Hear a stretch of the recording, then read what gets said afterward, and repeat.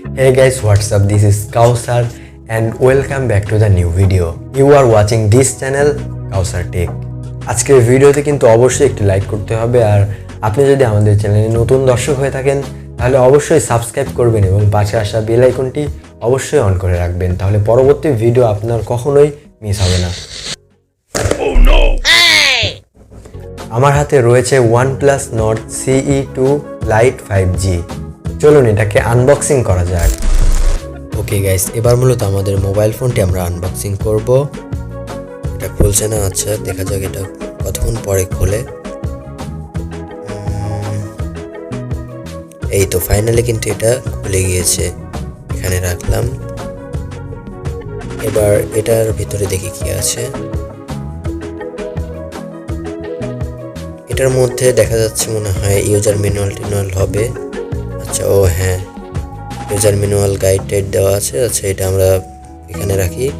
চলুন আমরা এবার আমাদের আকর্ষণীয় মোবাইল ফোনটি আনবক্সিং করে ফেলি। এবার আমরা মোবাইল ফোনটি এখান থেকে উঠাবো, উঠছে না। আচ্ছা এখানে ধরে তুলি। এই তো আমাদের মোবাইল ফোনটি কিন্তু এখানে দেখতে পাচ্ছেন কত সুন্দর লুক। এটাকে আমরা এর ওপরের যে পেপারটি রয়েছে এটাকে তুলে ফেলবো। এই তো এটা উঠে গিয়েছে। আপনি দেখতেই পাচ্ছেন আমাদের আকর্ষণীয় মোবাইল ফোনটি কিন্তু আমরা অলরেডি আনবক্সিং করে ফেলেছি। এই পলিটা আমরা এই বক্সের মধ্যেই রাখবো। এবারে মূলত ফোনটির পেছনে আমরা দেখতে পাচ্ছেন ট্রিপল ক্যামেরা সেটআপ রয়েছে এখানে। আর OnePlus-এর লোগোটি কিন্তু খুবই আকর্ষণীয় লাগছে আমার কাছে। ফোনটি তো আনবক্সিং করলাম, এবার চলুন ফোনটির স্পেসিফিকেশন সম্পর্কে জেনে নেওয়া যাক। শুরুতেই বলে দিচ্ছি এই ফোনটি লঞ্চ হয়েছে 30 এপ্রিল 2022। ফোনটিতে ছিল 5G আর এর বডির ওজন হয়েছিল 195 গ্রাম। আর এর ডিসপ্লেতে ব্যবহার করা হয়েছে IPS LCD ডিসপ্লে। এখানে কিন্তু সুপার অ্যামোলেড ডিসপ্লেও ব্যবহার করতে পারতো, কেন জানি না এরা IPS LCD ডিসপ্লে কেন ব্যবহার করলো। ফোনটি মূলত দুইটি ভেরিয়েন্টে পাওয়া যাচ্ছে, 6GB 128GB এবং 8GB 128GB। আমার হাতে যেটা দেখতে পাচ্ছেন সেটা 8GB 128GB। মেন ক্যামেরা হিসেবে তিনটি ক্যামেরা ব্যবহার করা হয়েছে। প্রথম ক্যামেরাটি 64 মেগাপিক্সেল f1.7, দ্বিতীয় ক্যামেরাটি 2 মেগাপিক্সেল এবং তৃতীয় ক্যামেরাটিও 2 মেগাপিক্সেল।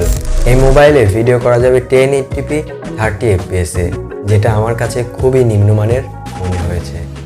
আর এই ফোনটির ব্যাটারির কথা যদি বলি, এতে লিপো 5000 mAh এর ব্যাটারি ব্যবহার করা হয়েছে। হেভি ইউজে এতে একদিন পর্যন্ত ব্রেকআপ দিচ্ছিল। দিন শেষে এই ফোনটি একবার চার্জ দিলেই হয়ে যাচ্ছিল, কারণ এর সাথে রয়েছে 13 ওয়াটের ফাস্ট চার্জিং। আর এই ফোনটিতে গেমিং পারফরমেন্স খুব ভালো ছিল, খুবই ভালো ফ্রেম রেট দিচ্ছিল এই ডিসপ্লে।